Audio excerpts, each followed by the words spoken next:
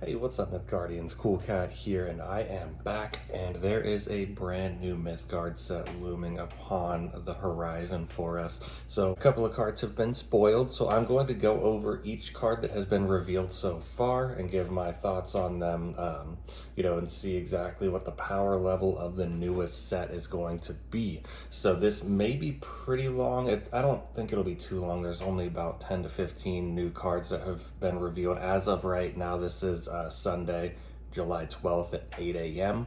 So there is most likely going to be one or two more cards spoiled by the time this video is live. So keep that in mind. But as of right now, we're going to go over all of the new cards and see what I think of them, and let me know in the comments what you think of them as well. So, strap in, grab a snack, grab a drink, and let's get on with it.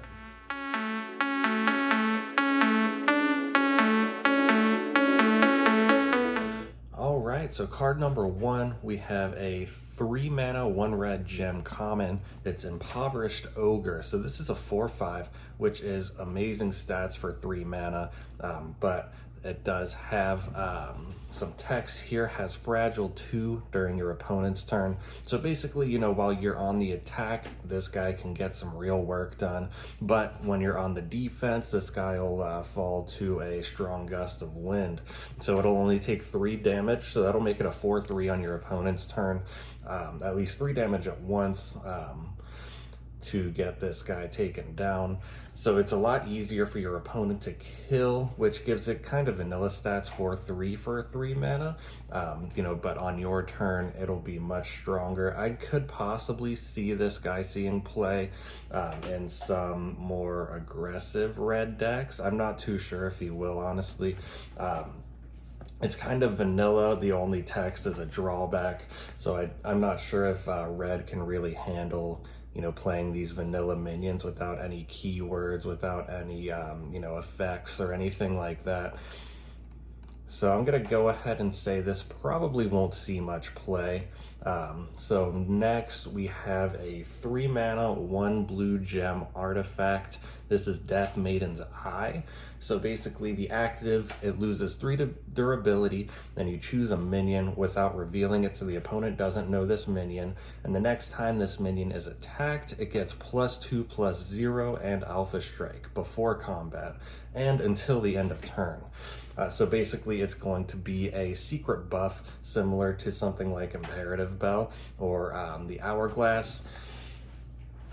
So when the minion's attacked, it gets extra attack and Alpha Strike, so it probably won't die, but the artifact also loses 3 durability. I think that's going to be kind of the nail in the coffin on this one.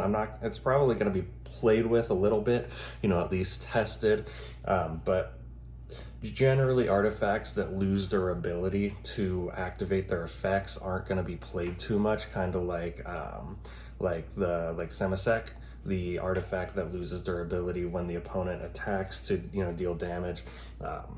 So I don't think this one's going to see a lot of play in like a super refined deck. There may be some archetypes to support this card, but as far as slotting it into something that's happening right now, I don't see that happening unless a new deck pops up, which of course will likely happen with the new expansion. But it's tough for me to see this artifact being used in many blue decks that would probably want this. It seems like a kind of like a mid-range style artifact. So it might see play, but the fact that it loses durability on activation kind of makes me think that it won't really see too much, because you can only activate this 3 times. And that's assuming that you don't take any face damage, between 3 turns of activations.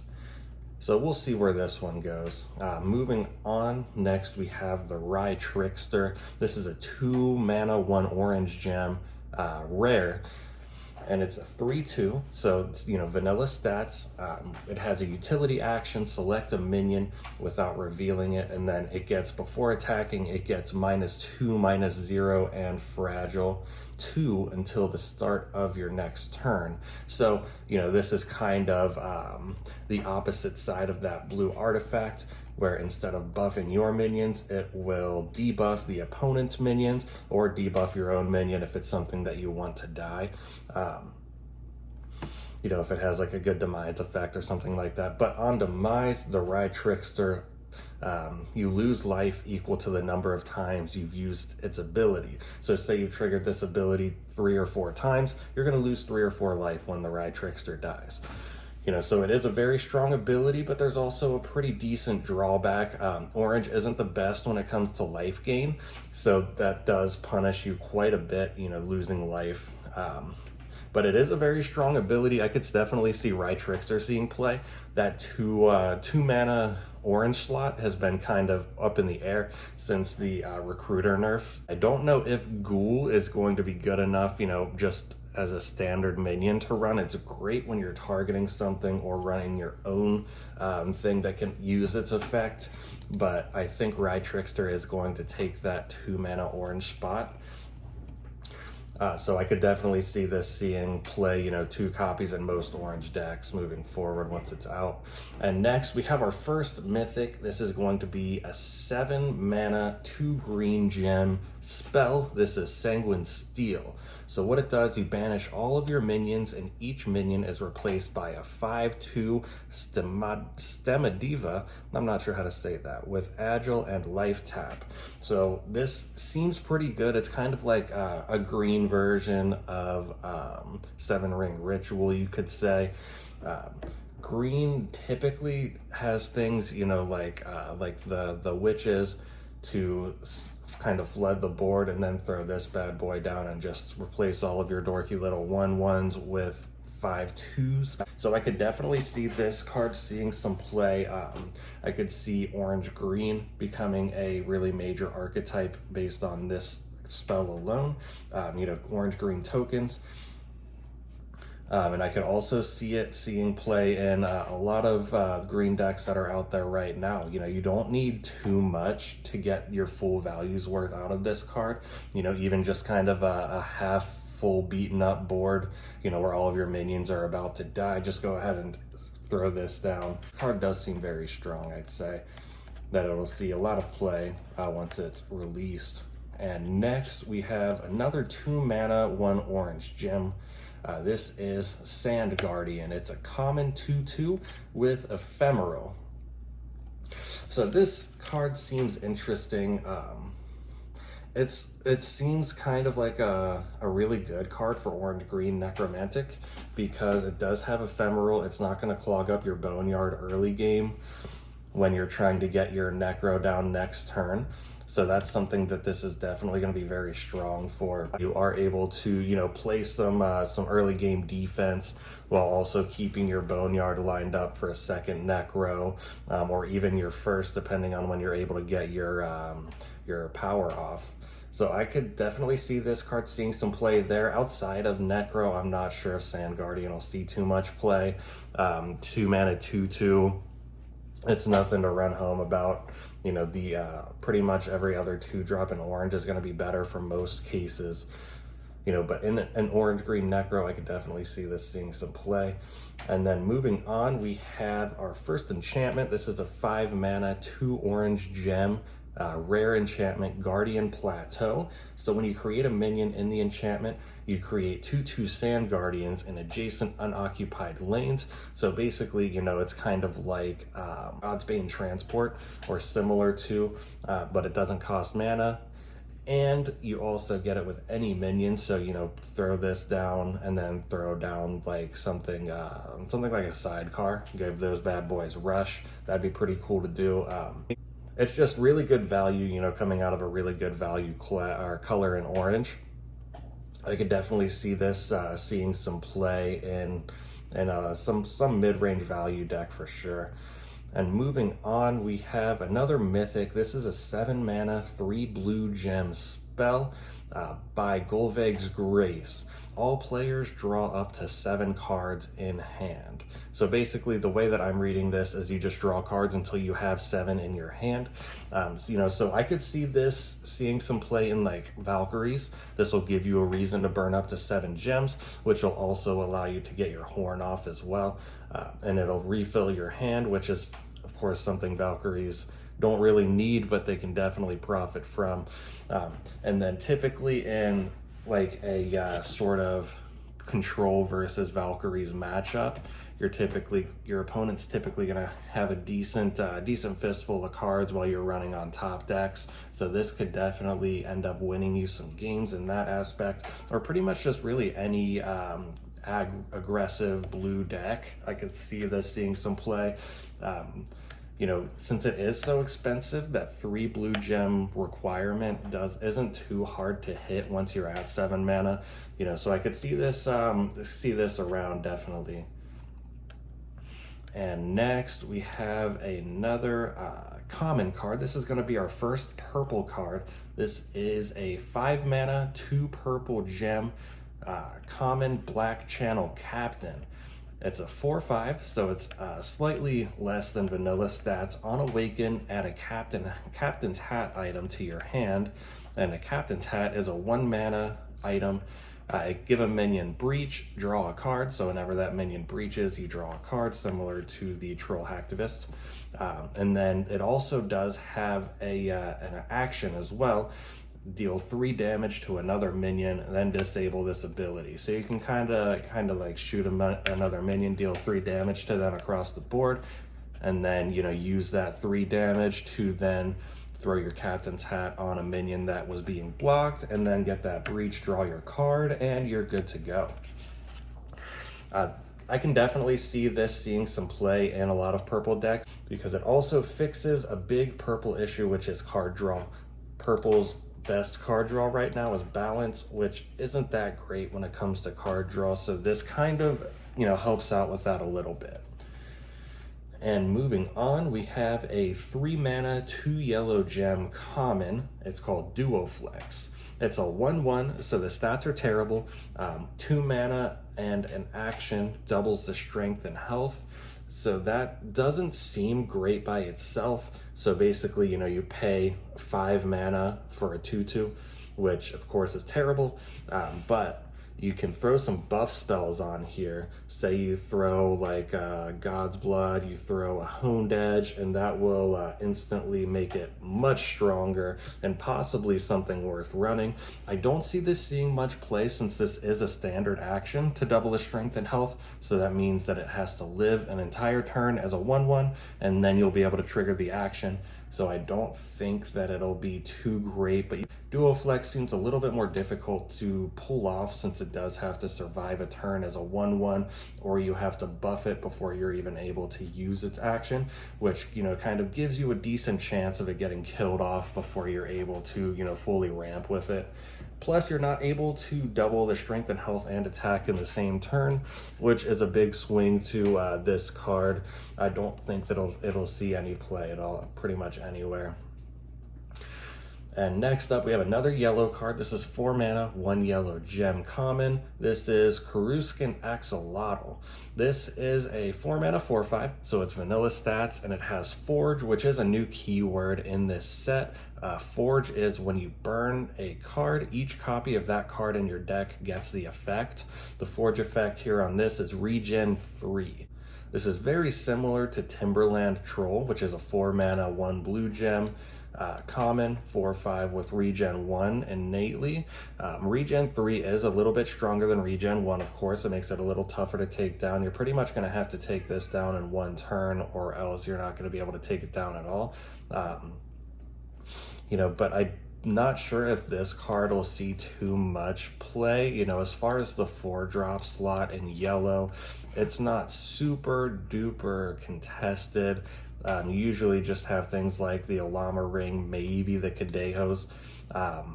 But, you know, usually for the 4-drop slot, you're going to be dipping into some other colors. For that, like orange, where you get Parry. I'm not sure if this card will see too much play. You know, maybe if a yellow mid-range style deck comes around, you know, it could be slotted in there. But again, there's stronger 4-drops in other colors to fill that slot over this 4/5.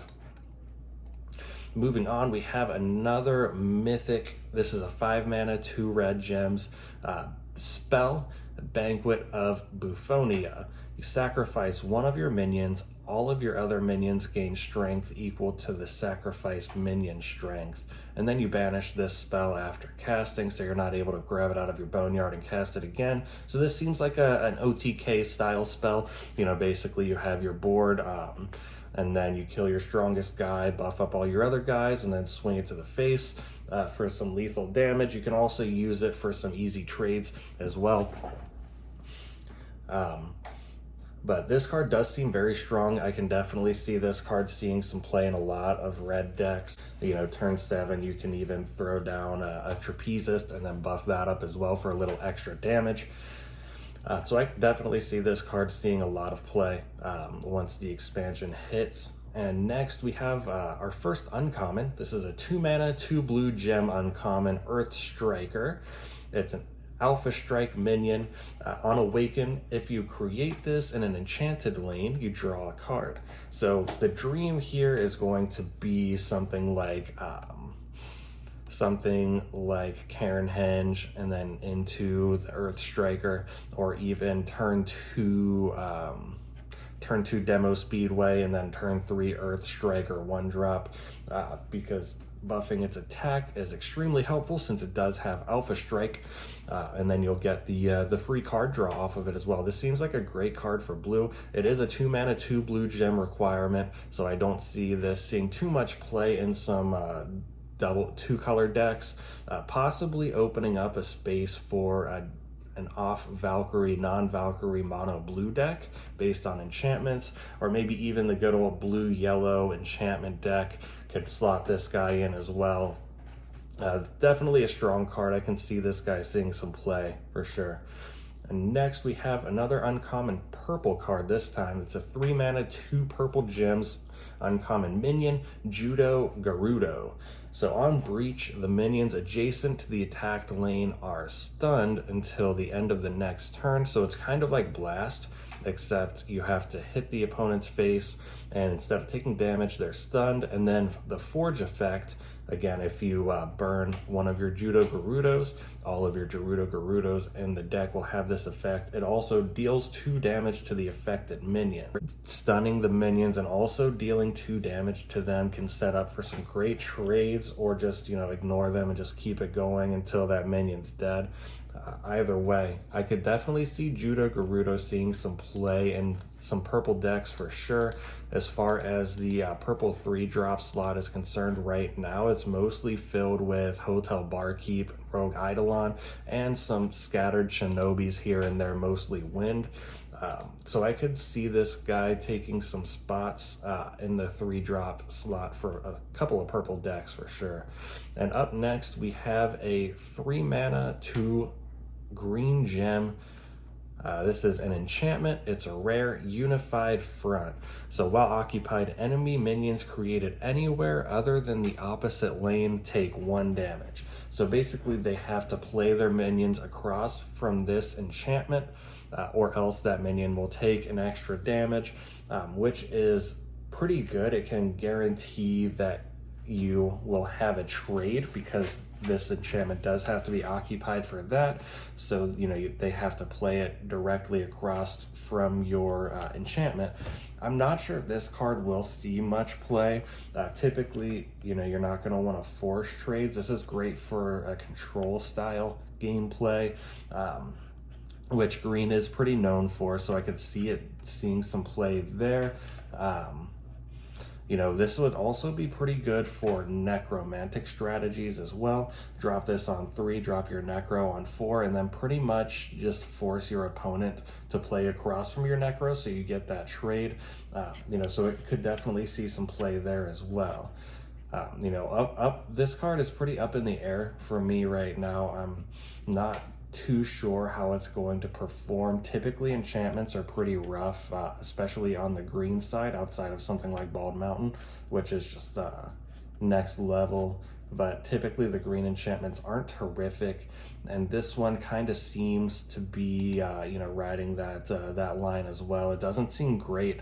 I could definitely see it being run in a couple of decks, but mostly as like a win more high roll strategy to guarantee your necromantic trigger, and that's assuming that they even care about that 1 damage that they take, you know, so that's another thing to think about as well. And moving on, we have a 1-drop. This is a 1 mana, 1 yellow gem, common minion. It's called Doper, and it has 2 utility actions. So the first one, you get +2/-1. The second one, you get +0/+1. So basically, it's an 0/2. So the first one buffs your attack, the second one buffs your health. So you can, you know, you buff the health so that you can buff the attack more, and so on and so forth until this guy's huge and unstoppable, and everybody loves him. But this card I could see seeing some play. One of the best things about this card is that you can use the buff as soon as you play it. So it's either a 2/1 or an 0/3. 0/3 I think is going to be the better option. It doesn't die to the 1-drops.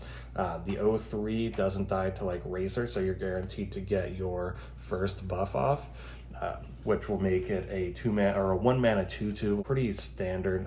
You know, it's something along the lines of like Samuzin. But, you know, it can also buff again the next turn, assuming that it's not being contested. So, you know, it's pretty vanilla with the possibility of high rolling if your opponent can't contest it early on. So I could see this seeing some play. The yellow 1-drop slot right now isn't the best. I mean, it's mostly filled with draw cards, and typically are not really going to want too much pressure as far as early game yellow goes. It does seem like they're kind of pushing a little bit of a more aggressive yellow game plan with the Karuskin Axolotl as well. You know, so maybe that's something that'll pop up with the new expansion. And next we have another mythic. This is going to be a 1 mana, 1 orange gem. It's a 1/2 Omen, which is the new minion type for this expansion. On Awaken, add the Ring of Birth to your hand. Ring of Birth is an item. It is a 1 mana item, and it gives a minion, add a new copy of this minion to your hand in 2 turns.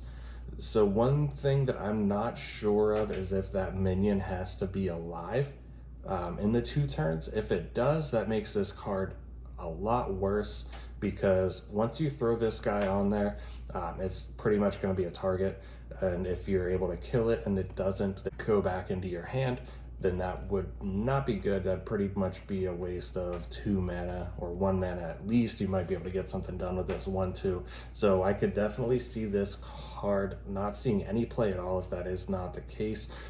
If it is able to add the new copy to your hand while it's dead, then this card is a lot better and actually playable. So hopefully, even if the minion dies, the new copy goes into your hand. So that is pretty much it for the new cards that are revealed at this point in time. Again, this is Sunday, July 12th at 8:36 a.m. at this point. So if anything new drops between now and the release of this video, I apologize, but maybe we'll catch it next week.